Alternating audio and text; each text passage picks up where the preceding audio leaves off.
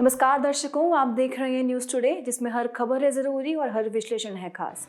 बात करते हैं मुख्य सुर्खियों की। रूस के राष्ट्रपति ने संशोधित परमाणु सिद्धांत को मंजूरी प्रदान की। भारत और मालदीव ने स्थानीय मुद्राओं में सीमा पार लेन देन को बढ़ावा देने के लिए समझौता किया। CII और FMS ने भारत के संदर्भ में वर्क फ्रॉम होम यानी WFH के संबंध में संयुक्त अध्ययन जारी किया। COP29 में विश्व स्वास्थ्य संगठन WHO ने जलवायु परिवर्तन और स्वास्थ्य पर रिपोर्ट जारी की। जलवायु और स्वच्छ वायु गठबंधन यानी CCAC तथा खाद्य एवं कृषि संगठन FAO ने वैश्विक नाइट्रस ऑक्साइड N2O आकलन रिपोर्ट जारी की। मत्स्य पालन, पशुपालन और डेयरी मंत्रालय MOFAHND ने विश्व मत्स्य पालन दिवस 2024 मनाया। चलिए बुलेटिन की शुरुआत करते हैं और रुख करते हैं आज की पहली मुख्य खबर की ओर। रूस के राष्ट्रपति ने संशोधित परमाणु सिद्धांत को मंजूरी प्रदान की। रूस ने अपने 2020 के परमाणु सिद्धांत को अपडेट किया है। इस सिद्धांत में शत्रुओं को रोकने में परमाणु हथियारों की भूमिका की पुष्टि की गई है और उपयोग की संभावित परिस्थितियों को परिभाषित किया गया है। आपको बता दें, परमाणु सिद्धांत परमाणु हथियारों के उद्देश्य, विकास और तैनाती के साथ साथ उनके इच्छित उपयोग को भी परिभाषित करता है। चलिए सबसे पहले रूस के संशोधित परमाणु सिद्धांत के बारे में बात करते हैं। सबसे पहले परमाणु हमले की विस्तारित परिभाषा को समझें तो किसी परमाणु हथियार संपन्न राष्ट्र द्वारा समर्थित किसी परमाणु हथियार विहीन राष्ट्र द्वारा रूस के खिलाफ किसी भी आक्रमण को संयुक्त हमला माना जाएगा और यह परमाणु प्रतिशोध को उचित ठहराएगा। इसमें स्पष्ट रूप से उन देशों का उल्लेख किया गया है जो रूस के खिलाफ आक्रमण के लिए अपने क्षेत्रों का उपयोग करने की अनुमति दे रहे हैं। अब परमाणु प्रतिक्रिया सीमा को कम करने के बारे में समझें तो रूसी परमाणु सिद्धांत का विस्तार राष्ट्र के अस्तित्व की रक्षा से लेकर संप्रभुता और क्षेत्रीय अखंडता की रक्षा तक हो गया है। बेलारूस को औपचारिक रूप से रूस के परमाणु क्षेत्र के अंतर्गत रखा गया। वहीं संभावित परमाणु प्रतिक्रिया को बढ़ावा देने वाले नए जोखिमों में रूसी सीमाओं के निकट सैन्य गठबंधनों का विस्तार, बड़े पैमाने पर सैन्य अभ्यास, रूसी सीमाओं के निकट शत्रुओं के सैन्य बुनियादी ढांचे की स्थापना आदि शामिल है। चलिए अब रूस के संशोधित परमाणु सिद्धांत के संभावित प्रभाव के बारे में भी चर्चा कर लेते हैं। पहला प्रभाव है परमाणु प्रसार में वृद्धि। संशोधित परमाणु सिद्धांत सामरिक परमाणु युद्ध के उपयोग की संभावना को बढ़ाता है। दूसरा है परमाणु अप्रसार व्यवस्था को कमजोर करना। संशोधित सिद्धांत से देशों को परमाणु हथियार कार्यक्रमों को छोड़ने के लिए राजी करने में कठिनाई बढ़ सकती है।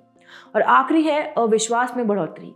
रूस की कम होती परमाणु सीमा यानी न्यूक्लियर थ्रेशहोल्ड तथा चरम परिस्थितियों की विस्तारित परिभाषा से रूस और अमेरिका के बीच अविश्वास बढ़ सकता है। यहाँ परमाणु सीमा से आशय युद्ध में परमाणु हथियारों का सहन सीमा से पहले ही उपयोग करने से है। खबर के अंत में भारत के परमाणु सिद्धांत 2003 के बारे में भी कुछ जानकारी प्राप्त कर लेते हैं। बात करते हैं पहले उपयोग नहीं करने यानी नो फर्स्ट यूज नीति की। इसके तहत भारत परमाणु हथियारों का पहले उपयोग नहीं करेगा। दूसरा है विश्वसनीय न्यूनतम प्रतिरोध यानी मिनिमम डेटरेंस। भारत संभावित हमलावरों को रोकने के लिए न्यूनतम परमाणु शस्त्रागार बनाए रखेगा। व्यापक जवाबी कार्रवाई को देखें तो परमाणु हमले की स्थिति में भारत व्यापक परमाणु हमले से जवाब देगा। वहीं अगर असैन्य नियंत्रण को समझें तो परमाणु हमले की स्थिति में जवाबी हमला करने का आदेश देने का अधिकार केवल असैन्य राजनीतिक नेतृत्व के पास होगा। यह नियंत्रण परमाणु कमान प्राधिकरण यानी NCA के माध्यम से होगा। और आखिरी है परमाणु हथियार विहीन देशों के खिलाफ परमाणु हथियार का उपयोग ना करना। भारत परमाणु हथियार नहीं रखने वाले देशों के खिलाफ परमाणु हथियारों का इस्तेमाल नहीं करेगा। बढ़ते हैं अगले मुख्य खबर की ओर। भारत और मालदीव ने स्थानीय मुद्राओं में सीमा पार लेन देन को बढ़ावा देने के लिए समझौता किया। भारतीय रिजर्व बैंक और मालदीव मौद्रिक प्राधिकरण यानी MMA ने सीमा पार लेन देन के लिए स्थानीय मुद्राओं के उपयोग को बढ़ावा देने हेतु एक फ्रेमवर्क स्थापित करने के लिए समझौता ज्ञापन पर हस्ताक्षर किए हैं। आपको बता दें कि भारत रुपए का अंतर्राष्ट्रीयकरण करने और अमेरिकी डॉलर पर अपनी निर्भरता को कम करने के प्रयासों के तहत स्थानीय मुद्राओं के उपयोग को बढ़ावा दे रहा है। चलिए सबसे पहले मुद्रा यानी रुपए के अंतर्राष्ट्रीयकरण के बारे में जानकारी प्राप्त करते हैं। मुद्रा के अंतर्राष्ट्रीयकरण को राष्ट्रीय मुद्रा के मूलभूत कार्यों के अंतर्राष्ट्रीय स्तर पर विस्तार के रूप में वर्णित किया जाता है। राष्ट्रीय मुद्रा मुख्यतः लेखा इकाई, विनिमय के माध्यम और मूल्य के भंडार के रूप में कार्य करती है। उदाहरण के लिए इसमें चालू खाता लेन देन और विदेश व्यापार के लिए रुपए के उपयोग को बढ़ावा देना शामिल है। खबर में आगे बढ़ते हुए रुपए के अंतर्राष्ट्रीयकरण के महत्व के बारे में भी जान लेते हैं। पहला है व्यापार संबंधी जोखिमों को कम करना। रुपए का अंतर्राष्ट्रीयकरण घरेलू कंपनियों को स्थानीय मुद्रा में अंतर्राष्ट्रीय व्यापार का इनवॉइस बनाने और निपटान करने में सक्षम बनाता है। इससे विनिमय दर से जुड़े जोखिम कम हो जाते हैं। दूसरा है व्यापक वित्तीय पहुंच। घरेलू संस्थाएं अंतर्राष्ट्रीय बाजारों का लाभ उठा सकती हैं। ऐसा इस कारण क्योंकि रुपए का अंतर्राष्ट्रीयकरण होने से बाह्य स्रोतों से पूंजी प्राप्त करने की लागत कम जाएगी और वित्त पोषण विकल्पों का विस्तार होगा। और तीसरा है रिजर्व प्रबंधन। भुगतान संतुलन को स्थिर रखने के लिए अपेक्षाकृत कम विदेशी मुद्रा भंडार की आवश्यकता होगी। साथ ही विदेशी मुद्राओं पर भी निर्भरता कम होगी। इससे वैश्विक मुद्रा आघातों के प्रति अर्थव्यवस्था की सुवेद्यता में कमी आएगी। ऐसे में अब रुपए के अंतर्राष्ट्रीयकरण में मौजूद चुनौतियों को देखें तो शुरुआती दौर में रुपए की विनिमय दर में अस्थिरता बढ़ सकती है। ट्रिफिन दुविधा की स्थिति उत्पन्न होगी। इसका अर्थ है कि वैश्विक मांग को पूरा करने के लिए अपनी अंतर्राष्ट्रीय मुद्रा की आपूर्ति करने हेतु देश का दायित्व उसकी घरेलू मौद्रिक नीतियों के साथ टकराव पैदा कर सकता है। इसके अलावा अप्रतिबंधित सीमा पार पूंजी प्रवाह के कारण अंतर्राष्ट्रीय आघातों के प्रति जोखिम में वृद्धि होगी। अंत में रुपए के अंतर्राष्ट्रीयकरण की दिशा में उठाए गए कदमों के बारे में भी जान लेते हैं। आरबीआई ने अंतर्राष्ट्रीय व्यापार के लिए भारतीय रुपए में इनवॉइस बनाने एवं भुगतान करने की अनुमति दी है। साथ ही रुपए को अंतर्राष्ट्रीय मुद्रा के रूप में बढ़ावा देने के लिए स्पेशल रुपया वोस्ट्रो अकाउंट सिस्टम को शुरू किया है। इसके अलावा भारत ने जापान, श्रीलंका और भूटान जैसे देशों के साथ मुद्रा विनिमय समझौतों पर हस्ताक्षर किए हैं। आइए बढ़ते हैं आज की अगली मुख्य खबर की ओर। CII और FMS ने भारत के संदर्भ में वर्क फ्रॉम होम यानी WFH के संबंध में संयुक्त अध्ययन जारी किया है। इस अध्ययन में भारतीय संदर्भ में वर्क फ्रॉम होम के लागत लाभ विश्लेषण को उजागर किया गया है। खबर की शुरुआत करते हैं और जानते हैं कि वर्क फ्रॉम होम के संगठनात्मक स्तर पर क्या क्या लाभ। पहला लाभ है इससे ऑफिस के किराए, कर्मचारियों, ग्राहकों आदि के साथ मीटिंग के मामले में 25% से अधिक की बचत होती है। दूसरा है उत्पादकता। वर्क फ्रॉम होम से ऑफिस आने जाने संबंधी तनाव में कमी कर्मचारियों की उत्पादकता और ऊर्जा के स्तर को बढ़ाने में मदद करती है। इसके साथ ही इससे कंपनियों को अन्य लाभ भी मिलते हैं, जैसे उसके कार्बन फुटप्रिंट में कमी आती है तथा उसके पर्यावरणीय, सामाजिक और गवर्नेंस यानी ESG संबंधी लक्ष्यों को पूरा करने में मदद मिलती है। वहीं भौगोलिक रूप से दूर रहने वाले प्रतिभावान लोगों की भर्ती करने का विकल्प मिलता है आदि। कर्मचारी स्तर पर वर्क फ्रॉम होम के लाभ की बात करें तो पहला है बचत। इससे ऑफिस आने जाने के समय और लागत में कमी आती है। ऑफिस से दूर कम किराए वाले क्षेत्रों में रहने का विकल्प मिल जाता है आदि। साथ ही इसका पारिवारिक संबंधों पर भी सकारात्मक प्रभाव पड़ता है। परिवार के साथ बेहतर संबंध बने रहते हैं। छोटे बच्चों वाले माता पिता और देखभाल करने वाले लोगों के लिए लाभकारी विकल्प है। बेहतर वर्क लाइफ संतुलन बना रहता है आदि। चलिए अब नजर डालते हैं वर्क फ्रॉम होम के नकारात्मक प्रभावों पर। संगठनात्मक स्तर पर देखें तो इसमें कम प्रभावी संचार से टीम वर्क पर असर पड़ता है। वहीं संगठनात्मक संस्कृति के विकास और प्रगति में भी बाधा आती है। साथ ही कर्मचारी स्तर पर इसमें बार बार व्यवधान, काम को लेकर लापरवाही, घर पर निर्बाध कार्यस्थल के अभाव के कारण तनाव में वृद्धि होना आदि शामिल है। इससे पारिवारिक संबंधों पर भी असर पड़ता है, जैसे घरेलू हिंसा की घटनाओं में वृद्धि, महिलाओं पर दबाव बढ़ना आदि। आइए अंत में इसकी आगे की राह पर बात करते हैं। हाइब्रिड कार्यप्रणाली वह पद्धति है जिसमें कर्मचारियों से सप्ताह में कुछ दिन ऑफिस आने की अपेक्षा की जाती है। इसका उद्देश्य आमने सामने बैठकर काम करने के फायदों को वर्क फ्रॉम होम के लाभों के साथ बेहतर तरीके से जोड़ना है, ताकि कार्य क्षमता एवं संतुलन दोनों बनाए रखे जा सके। चलिए बढ़ते हैं अगली मुख्य खबर की ओर। COP29 में विश्व स्वास्थ्य संगठन WHO ने जलवायु परिवर्तन और स्वास्थ्य पर रिपोर्ट जारी की। इस रिपोर्ट में स्वास्थ्य के नजरिए से सभी लोगों, स्थानों और संपूर्ण पृथ्वी ग्रह को ध्यान में रखते हुए जलवायु कार्रवाई के महत्व को रेखांकित किया गया है। चलिए सबसे पहले स्वास्थ्य पर जलवायु परिवर्तन के प्रभाव के बारे में समझते हैं। शुरुआत करते हैं प्रत्यक्ष प्रभावों से। इसमें पहला है गैर संचारी रोग यानी NCD। जलवायु परिवर्तन और वायु प्रदूषण गैर संचारी रोगों से होने वाली 85% मौतों के लिए जिम्मेदार है। दूसरा है हीट स्ट्रेस। जलवायु परिवर्तन के कारण लोगों को 2023 में स्वास्थ्य के लिए खतरनाक गर्मी के 50 अधिक दिनों का सामना करना पड़ा था। और तीसरा है मातृ एवं प्रजनन स्वास्थ्य पर प्रभाव। जलवायु परिवर्तन की वजह से समय से पहले प्रसव, अल्पवजनी बच्चे का जन्म लेना, प्रसव के दौरान मातृ मृत्यु, वंध्यापन जैसे प्रभाव देखे जा रहे हैं। वहीं अप्रत्यक्ष प्रभावों को देखें तो गरीबी रेखा में चले जाने, हाशिए पर जाने की दर में वृद्धि हो रही है, खाद्य और जल संकट बढ़ रहे हैं, साथ ही संघर्ष और पलायन में वृद्धि हो रही है आदि। आपको बता दें कि 2023 में मौसम संबंधी आपदाओं के कारण 20.3 मिलियन लोगों को अपने मूल निवास स्थान से विस्थापित होकर देश में ही किसी अन्य जगह जाना पड़ा था। इसी के साथ अब रिपोर्ट के मुख्य सुझाव भी जान लेते हैं। मानव और पशु स्वास्थ्य तथा पारिस्थितिकी तंत्र की सुरक्षा के बीच संबंधों से जुड़ी समस्याओं को दूर करने के लिए वन हेल्थ अप्रोच को लागू करना चाहिए।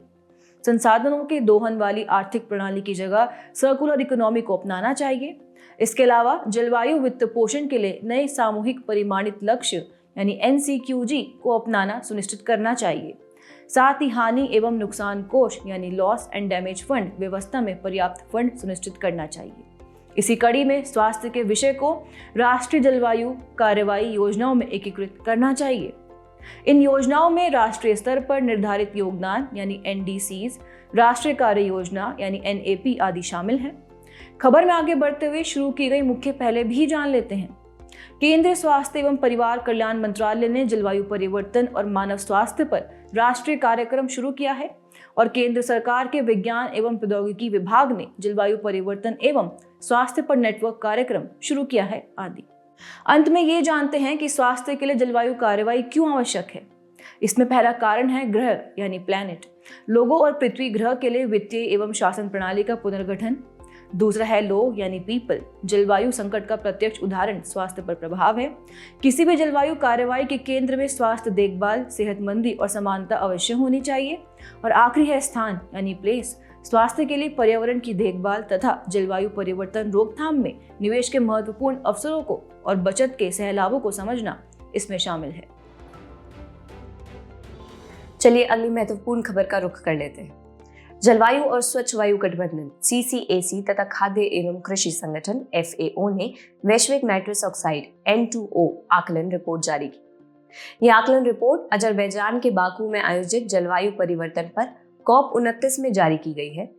यह विगत एक दशक से भी अधिक समय से केवल N2O पर केंद्रित पहली अंतर्राष्ट्रीय रिपोर्ट है। चलिए इस रिपोर्ट के कुछ मुख्य बिंदुओं पर एक नजर डालते हैं।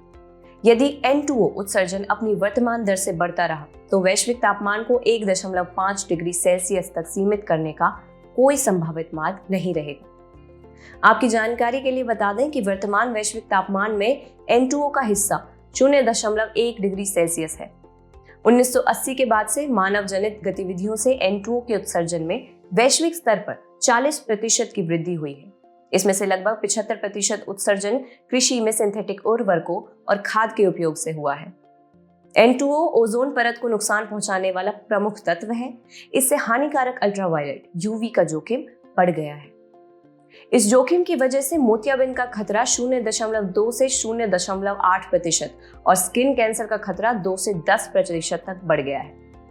इस रिपोर्ट में N2O उत्सर्जन को कम करने के लिए कुछ उपाय भी सुझाए गए हैं। पहला, कृषि क्षेत्र में उर्वरक दक्षता बढ़ानी चाहिए। नाइट्रीकरण अवरोधकों को अपनाना चाहिए तथा उर्वरकों से पोषक तत्वों की निकासी को धीमा करने वाली फॉर्मुलेशन का उपयोग करना चाहिए। इससे N2O उत्सर्जन में कमी आएगी। दूसरा, औद्योगिक क्षेत्र में तापीय प्रक्रिया से नष्ट करके या उत्प्रेरक प्रक्रियाओं को अपनाकर एडिपिक एसिड और नाइट्रिक एसिड से उत्सर्जन के प्रबंधों को 90 से 99% दक्षता प्राप्त की जा सकती है। आपको बता दें कि एडिपिक एसिड सिंथेटिक फाइबर व फोम में उपयोग किया जाता है, वहीं नाइट्रिक एसिड उर्वरक उत्पादन में उपयोग किया जाता है। तीसरा उपाय है जीवाश्म ईंधन के उपयोग में कमी। इसके अंतर्गत परिवहन और ऊर्जा उत्पादन में नवीनीकरण संसाधनों के उपयोग को बढ़ाना चाहिए। इसके साथ ही खाद्य प्रबंधन उपायों में पशु आहार में पोषक तत्वों के इनपुट को संतुलित करना, अधिक चराई को कम करना, खाद की अवायवीय पाचन यानी एनारोबिक डाइजेशन प्रक्रिया को बढ़ावा देना आदि शामिल है। अंतिम है बहुपक्षीय समझौतों को लागू करना। Convention on long range transboundary air pollution LRTAP के गोथेनबर्ग प्रोटोकॉल में अमोनिया और नाइट्रोजन ऑक्साइड के उत्सर्जन को कम करने का लक्ष्य निर्धारित किया गया है। आइए इसी के साथ अब नाइट्रस ऑक्साइड N2O के बारे में भी जान लेते हैं। N2O वायुमंडल में लंबे समय तक रहने वाली ग्रीन हाउस गैस है। इसमें CO2 की तुलना में वायुमंडल की गर्म करने की लगभग 270 गुना अधिक क्षमता है। यह गैस वायुमंडल में लगभग 114 वर्ष तक रह सकती है। नाइट्रस ऑक्साइड उत्सर्जन के 2 स्रोत हैं। पहला, प्राकृतिक स्रोत, मृदा और महासागरों में सूक्ष्म जीवों की गतिविधियां। दूसरा, मानव जनित गतिविधियां जैसे उर्वरक, अपशिष्ट जल आदि। N2O के संबंधित कुछ महत्वपूर्ण तथ्यों के बारे में बात करें तो यह अकार्बनिक गैस है और इसे आमतौर पर लाफिंग गैस भी कहा जाता है। यह पारदर्शी, रंगहीन, गंधहीन और जल में घुलनशील गैस है। इसके वाष्प हवा में भारी होते हैं। खबर के अंत में जलवायु और स्वच्छ वायु गठबंधन यानी CCAC के बारे में भी जान लेते हैं। इसकी स्थापना 2012 में हुई थी। इसे संयुक्त राष्ट्र पर्यावरण कार्यक्रम UNEP के तहत आयोजित किया जाता है। यह 160 से अधिक सरकारों, अंतर सरकारी संगठनों और गैर सरकारी संगठनों की एक स्वैच्छिक साझेदारी है। भारत 2019 में CCAC में शामिल हुआ था। यह संगठन वार्मिंग की अधिक क्षमता वाले लेकिन ऐसे अल्पकालिक जलवायु प्रदूषकों को कम करने के लिए कार्य करता है, जो जलवायु परिवर्तन और वायु प्रदूषण दोनों को बढ़ावा देते हैं। नजर डालते हैं आज की अंतिम मुख्य खबर पर। मत्स्य पालन, पशुपालन और डेयरी मंत्रालय यानी MOFAHND ने विश्व मत्स्य पालन दिवस 2024 मनाया। आपको बता दें, विश्व मत्स्य पालन दिवस वर्ल्ड फिशरीज डे 2024 की थीम थी India's blue transformation, strengthening small scale and sustainable fisheries. सबसे पहले इस दौरान शुरू की गई मुख्य पहले जानते हैं। इसके तहत डेटा आधारित नीति निर्माण के लिए 5वीं मरीन फिशरीज गणना की शुरुआत की गई। इसके बाद संधारणीय शार्क प्रबंधन के लिए शार्क पर राष्ट्रीय कार्य योजना का अनावरण किया गया। साथ ही श्रीलंका, बांग्लादेश और मालदीव के सहयोग से बंगाल की खाड़ी क्षेत्र में अवैध, असूचित और अविनियमित यानी IUU मत्स्य गतिविधियों को रोकने के लिए IUU मत्स्यन पर क्षेत्रीय कार्य योजना का भारत ने समर्थन किया। इसके अलावा समुद्र में प्लास्टिक कचरे से निपटने के लिए अंतर्राष्ट्रीय समुद्री संगठन, खाद्य एवं कृषि संगठन यानी IMO FAO की ग्रोलिटर साझेदारी परियोजना को भी आगे बढ़ाया गया। इसी कड़ी में समुद्री मत्स्यन में प्रयुक्त होने वाली नौकाओं व पोतों के लिए कम लागत वाले ईंधन को बढ़ावा देने हेतु रेट्रोफिटेटेड LPG कीटों के लिए मानक संचालन प्रक्रियाएं तैयार की गईं। तटीय जल कृषि फार्मों के ऑनलाइन पंजीकरण को सक्षम करने के लिए नवीन सिंगल विंडो सिस्टम की भी शुरुआत हुई। और अंत में केरल को सर्वश्रेष्ठ समुद्री राज्य का पुरस्कार और तेलंगाना को सर्वश्रेष्ठ अंतर्देशीय राज्य का पुरस्कार प्रदान किया गया। चलिए मत्स्य पालन क्षेत्र का महत्व भी जान लेते हैं। पहला है आजीविका का साधन। ये लगभग 3 करोड़ मछुआरों और मत्स्य कृषकों सहित संबंधित मूल्य श्रृंखला में व्यापक रोजगार के अवसर प्रदान करता है। साथ ही पोषण युक्त मछली पशु आधारित प्रोटीन का एक सस्ता और समृद्ध स्रोत है। इस कारण यह भुखमरी एवं पोषक तत्वों की कमी को दूर करने के लिए सबसे स्वस्थ विकल्पों में से एक है। इसके अलावा आर्थिक समृद्धि की बात करें तो FAO 2018 के आंकड़ों के अनुसार मछली उत्पादन भारत के सकल घरेलू उत्पाद में लगभग 1% और कृषि के सकल घरेलू उत्पाद में 5% से अधिक का योगदान देता है। चलिए अब खबर में आगे बढ़ते हुए भारत के मत्स्य पालन क्षेत्र के बारे में भी कुछ जानकारी प्राप्त कर लेते हैं। भारत विश्व का दूसरा सबसे बड़ा मछली उत्पादक देश है। साथ ही ये वैश्विक मत्स्य उत्पादन में 8% का योगदान भी देता है। भारत जलीय कृषि आधारित उत्पादन के मामले में दूसरे स्थान पर है और झींगा के उत्पादन एवं निर्यात में अग्रणी है। आपको बता दें, भारत कैप्चर फिशरीज में सबसे बड़े उत्पादकों में से एक है। अंत में मत्स्य पालन क्षेत्र को बढ़ावा देने के लिए शुरू की गई अन्य पहलें भी जान लेते हैं। इन पहलों में प्रधानमंत्री मत्स्य संपदा योजना PMSSY, प्रधानमंत्री मत्स्य किसान समृद्धि सहाय योजना PMKSY, मत्स्य पालन, पशुपालन और डेयरी मंत्रालय यानी MOFAHND के तहत राष्ट्रीय मत्स्य विकास बोर्ड की स्थापना और मत्स्यिकी और जलीय कृषि अवसंरचना विकास निधि FIDF जैसी पहलें शामिल हैं। चलिए बढ़ते हैं हमारे खास सेगमेंट सुर्खियों में रहे स्थल की तरफ। आज हम बात करेंगे एंटीगुआ और बारबुदा की, जिनकी राजधानी है सेंट जॉन्स। प्रधानमंत्री ने गुयाना के जॉर्ज टाउन में दूसरे भारत कैरिकॉम शिखर सम्मेलन यानी इंडिया कैरिकॉम समिट के अवसर पर एंटीगुआ और बारबुदा के प्रधानमंत्री से भेंट की। इनकी भौगोलिक स्थिति की बात करें तो एंटीगुआ और बारबुदा एक कैरिबियन द्वीप है। यह पूर्वी कैरिबियन सागर के लेसर एंटिलीज में स्थित है। इसके उत्तर पश्चिम में Anguilla United Kingdom, Saint Barthelemy France, पश्चिम में सेंट किट्स व नेविस संघ, दक्षिण पश्चिम में मोंटेसेराट यूनाइटेड किंगडम तथा दक्षिण पूर्व में ग्वाडेलोप फ्रांस अवस्थित है। बढ़ते हैं भौगोलिक विशेषताओं की तरफ। एंटीगुआ की तटरेखा काफ़ी जटिल है। इसमें कई खाड़ियाँ व उच्च अंतरिक्ष शामिल हैं जो चट्टानों और उथले जल से घिरे हुए हैं। इसकी सबसे ऊंची चोटी माउंट ओबामा है। बात करें कैरिबियाई द्वीपों की तो ये द्वीप वेस्ट इंडीज़ के नाम से भी मशहूर हैं। ये द्वीप अटलांटिक महासागर में, फ्लोरिडा के दक्षिण पूर्व में, मध्य अमेरिका के पूर्व में और दक्षिण अमेरिका के उत्तर में अवस्थित हैं। कैरिबियन सागर में उत्तर पश्चिम में ग्रेटर एंटीलीज द्वीप और दक्षिण पूर्व में लेसर एंटीलीज द्वीप स्थित हैं। चलिए बुलेटिन के आखिर में बढ़ते हैं आज की संक्षिप्त सुर्खियों की तरफ। हाल ही में आईसीसी ने गाजा संघर्ष में कथित युद्ध अपराधों के लिए इजराइल के प्रधानमंत्री और हमास नेता के खिलाफ गिरफ्तारी वारंट जारी किया। भारत के रक्षा मंत्री ने लाओ पीडीआर के वियंतियाने में 11वें ADDM प्लस के अवसर पर संयुक्त राज्य अमेरिका के रक्षा मंत्री से भेंट की। केंद्रीय विज्ञान एवं प्रौद्योगिकी मंत्री ने विजन पोर्टल का शुभारंभ किया। यहाँ विजन यानी VISIN से आशय है विकसित Bharat initiative for student innovation and outreach network. Vision portal का उद्देश्य वंचित बच्चों में शिक्षा, कौशल विकास और नवाचार को बढ़ावा देना है। हाल ही में वैज्ञानिकों को इस तथ्य के प्रमाण मिले हैं कि मरुस्थलीकरण के कारण पोषक तत्वों से युक्त धूलकण बड़ी मात्रा में मेडागास्कर के दक्षिण पूर्व में हिंद महासागर में प्रवेश कर गए हैं। इससे पादप प्लवक प्रस्फुटन की परिघटना देखी गई। पादप प्लवक सूक्ष्म और एकल कोशिकीय पादप हैं। ये पादप समुद्र में पाए जाते हैं। राष्ट्रीय सुरक्षा परिषद सचिवालय NSCS ने राष्ट्रीय रक्षा विश्वविद्यालय RRU के सहयोग से भारत राष्ट्रीय साइबर सुरक्षा अभ्यास यानी भारत NCX 2024 का उद्घाटन किया। NSCS देश की आंतरिक और बाहरी सुरक्षा से संबंधित सभी मामलों पर सर्वोच्च संस्था के रूप में कार्य करता है। इसरो और ऑस्ट्रेलियाई अंतरिक्ष एजेंसी ASA ने भारत व ऑस्ट्रेलिया के बीच अंतरिक्ष गतिविधियों पर सहयोग बढ़ाने के लिए एक कार्यान्वयन समझौते पर हस्ताक्षर किए हैं। कार्यान्वयन समझौता गगनयान मिशन के लिए चालक दल और चालक दल मॉड्यूल की रिकवरी पर दोनों अंतरिक्ष एजेंसियों के बीच सहयोग को सक्षम बनाएगा।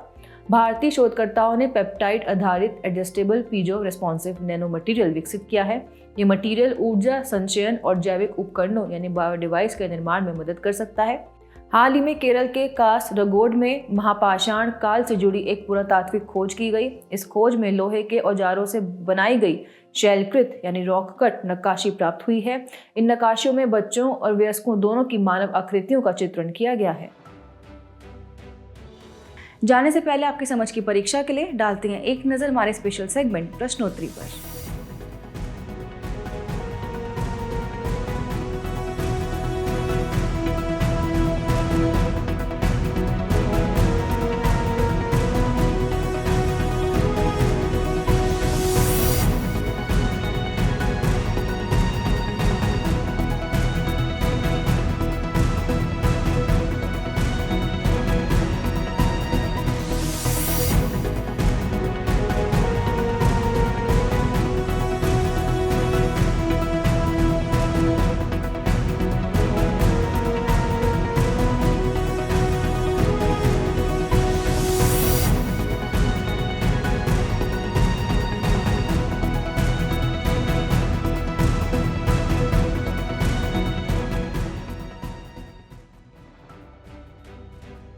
हमसे जुड़ने के लिए आपका धन्यवाद। उम्मीद है न्यूज़ टुडे का यह बुलेटिन आपको पसंद आया होगा।